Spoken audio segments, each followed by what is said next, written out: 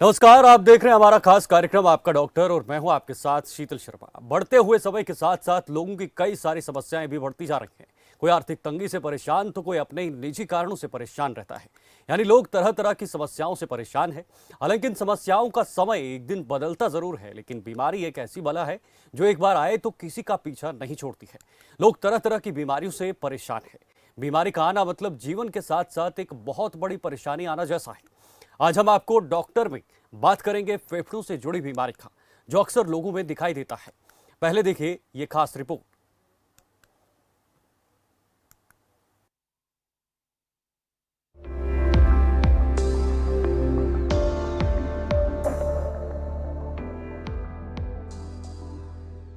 एक इंसान का शरीर जो एक मशीन की तरह काम करता है।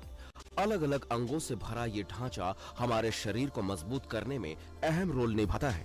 तो वहीं हमारे शरीर में कई ऐसे अंग हैं जो किसी बीमारी के चलते खराब होने की कगार पर पहुंच जाते हैं और जिनके खराब होने के बारे में हमें काफी देर बाद पता चलता है और तब तक स्थिति बिगड़ चुकी होती है। इसलिए जरूरी है कि सारे अंगों के खराब होने के लक्षणों के बारे में हमें पूरी जानकारी हो ताकि हम सतर्क रह सकें।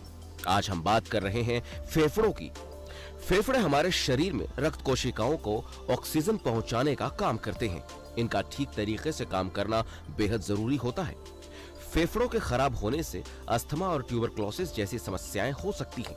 ऐसे कई लक्षण हैं जिनसे हम फेफड़ों के खराब होने की पहचान कर सकते हैं। लंबे समय से सांस फूलने की दिक्कत यानी ब्रेथलेसनेस। घर के काम करने में या कुछ सीढ़ियां चढ़ने में ही अगर सांस उखड़ने लगे तो समझ लें कि समस्या गंभीर है। इसके अलावा अगर सोते समय भी या दिन में भी कई बार इस समस्या से जूझ रहे हैं तो ये दर्शाता है कि फेफड़ों में दिक्कत है। सीने में दर्द यानी चेस्ट पेन। अगर आपके सीने में बार बार दर्द हो रहा है तो जरूरी नहीं कि वो हार्ट अटैक का ही लक्षण हो, बल्कि फेफड़ों में हुए किसी इन्फेक्शन के कारण भी ऐसा हो सकता है। वहीं अगर सांस लेते समय, खांसते समय या छींकते समय सीने में तेज चुभने वाला दर्द होता है तो लंग इन्फेक्शन का कारण भी हो सकता है।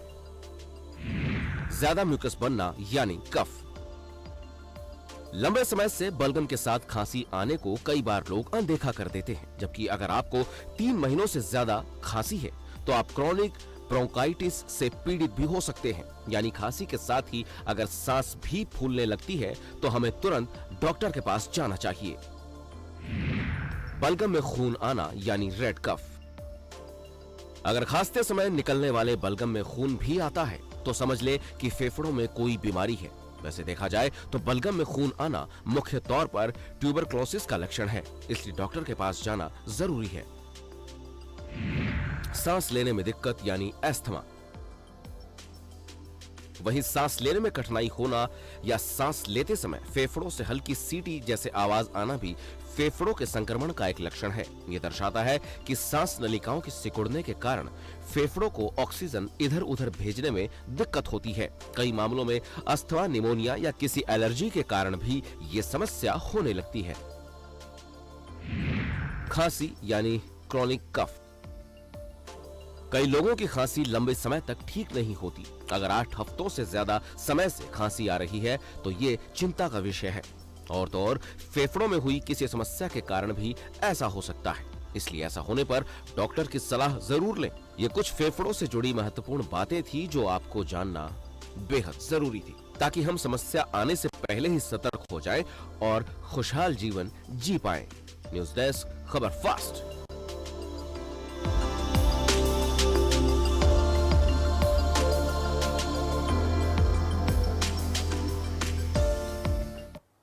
तो ये आपने एक खास रिपोर्ट देखी, लेकिन अब ग्राफिक्स के जरिए कुछ जरूरी चीजें हम आपको समझाना चाहेंगे कि आखिर इसके क्या क्या लक्षण रहते हैं। फेफड़े खराब होने के क्या लक्षण हैं। काफी समय से छाती में दर्द महसूस होना, इसके साथ साथ लंबे समय तक बलगम की समस्या होना, ये कुछ लक्षण है जिससे फेफड़े खराब होने से पहले पता लगता है। सांस लेने में तकलीफ होना, ये भी एक लक्षण है। और इसके साथ साथ खांसी में खून आना, यानी खांसने के समय अगर खून आता है तो आप समझिएगा फेफड़े में कुछ खराबी हो सकती है। वजन का घटना, अचानक से जब वजन घट जाता है तो उसका भी एक लक्षण हो सकता है। खांसी या जुकाम जो आमतौर पर इंसान में देखा जाता है तो ये भी एक लक्षण हो सकता है। त्वचा और होठों का नीला पड़ना, ये भी एक खास लक्षण है। और काफ़ी समय से छाती में दर्द महसूस होना, अगर लगातार आपको छाती में दर्द महसूस होता है तो आप ज़रूर डॉक्टर को दिखाएं। और बलगम की समस्या लगातार होना या सांस लेने में तकलीफ हो रही है, जो भी इस तरह की चीज़ें हैं तो आप डॉक्टर को जल्दी ही दिखा सकते हैं। तो ये कुछ फेफड़े खराब होने के लक्षण हैं। इसके साथ साथ फेफड़ों को स्वस्थ रखने के क्या उपाय हैं? धूम्रपान न करें, इंडोर और आउटडोर प्रदूषण से बचें, ये कुछ मुख्य चीज़ें हैं। इसके अलावा कई चीज़ें हैं, लेकिन ये मुख्य चीज़ें हम आपको दिखा रहे हैं। योगा और एक्सरसाइज ज़रूर करें घर पे बैठकर, ये भी एक ज़रूरत है। विटामिन सी से भरपूर आहार लें, ये ज़रूरी है। फेफड़ों को अगर स्वस्थ रखना है, पर्याप्त मात्रा में पानी पिएं। पानी लगातार पीना ये बहुत ज़रूरी है।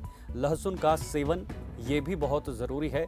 अगर आप इसका सेवन करते हैं, साथ साथ तुलसी की पत्तियों का सेवन, ये कुछ चीज़ें हैं जिनका आप सेवन घर पर भी कर सकते हैं, अपने घरेलू स्तर पर कर सकते हैं। और कुछ चीज़ें ऐसी हैं जिनसे आप दूर रह सकते हैं, जैसे धूम्रपान है या तंबाकू है या बाकी चीज़ें हैं। अब आपके टीवी स्क्रीन पर ये नंबर्स हैं, आप इन नंबर्स को सेव कर लीजिएगा, अभी आप अपने फ़ोन में रखिएगा। और जब हम चर्चा शुरू करेंगे तो इन नंबर्स पे आप अपनी समस्या जो भी है, जो भी फेफड़ों से जुड़ी समस्या है, आप हमें पूछ सकते हैं। हमारे साथ जो एक्सपर्ट बैठेंगे उनके सामने अपनी हर समस्या रख सकते हैं कि आखिर आपको क्या कुछ समस्या है, कैसे उसका निदान होगा और कैसे क्या कुछ चीज़ें घर पे बैठकर इनसे दूर रहा